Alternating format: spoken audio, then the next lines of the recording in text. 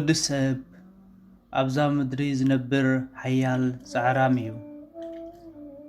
ካብቲ ጥንቲ ቀደም ኣቦና ኣዳም ምስ ኣዴና ሔዋን ንምድሪ ካብ ዝመጹ ኣትሒዞም ኣብዛ ንነብረላ ዓለም ድማ ክነብሩ ተፈቕደሎም።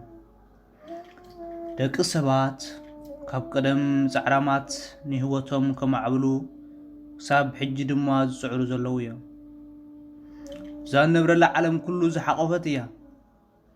ንሕና ዝተፈላለየ ምኽንያት ኣብ ስደት ንነብር። ኣብ ህይወትና ድማ ጻዕራማትን ክንመሃር ንጽዕር ውሑዳት ኣይኮንናን። እዚ ኩሉ ትርእይዎ ዘለኹም ድማ ስለ ጻዕራማት ዝጻዕርዎ እዮም። ኣብዛ ምዕብልቲ ዝብልዎ ዓለም ንነብር ዘለና። ኣብ ህይወት ብዙሕ ፈተና እኮ እንተለ ንኹላትና ድማ የረኻኽበልና። እዚ ድማ በርቲዕኻ ክትጽዕር ከም ዘለካ እምበር መኽለፊ ከም ዘይኮነ ፍለጥ። ከምቲ ወርቂ ብሓዊ ተደጋጊሙ ከም ዝጸሪ ንሕና ድማ ብብዙሕ ፈተና እንተሓለፍና መብልሕና ከም ዝኾነ ተረዲና ኣብዛ ንነብረላ ዘለና ዓለም ከመይ ጌርና ንዕወት ንጻዕር።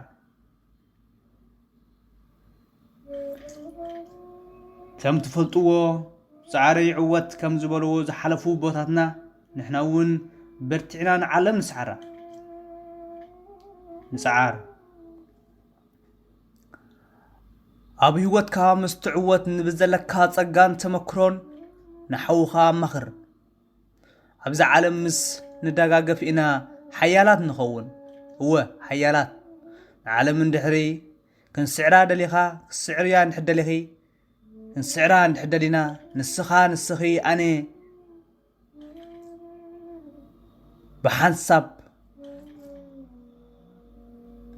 ብሓባር ንሳ ዘይኮነት ቀይራ ንዓና ክትውንን ዘለዋ ኣብ ትሕቲኣ ንኻይትቋጻጸረና ንጠንቀቕ።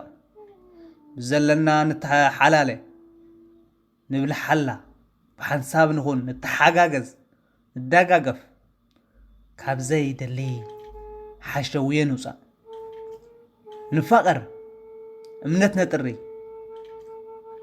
ብሓንሳብ ነቲ ጉዕዞ ነቲ ሰናይ ጉዕዞ ብሓንሳብ ንኺዶ ንደጋገፍ። ዝወደቐ ሓፍ ነብል ዝወደቐ ሓውኻይ ትግደፍ። ምኽንያቱ ድሓር ምስ ትወድቕ ንዓኻ እውን ዘልዕለካ ከምዘየለ ፍለጥ። ከምቲ ዝበልክዎ ትብልሒ እውን ብፈተነ እዩ ዝመጽእ። ስለዚ ኣብ ህይወትካ ፈተነ እንተበዛሓካ መተረሪኻ እዩ እሞ ደስ ይበልካ። ከምቲ ፀሓይ ንፍረታት ጸልያ ተብስሎ ብድሕሪኡ ድማ ንኽንበልዖ ንህንቀዮ ብዙሓት ኢና። ስለዚ ንስኻ ከምቲ ፍረ ኢኻ።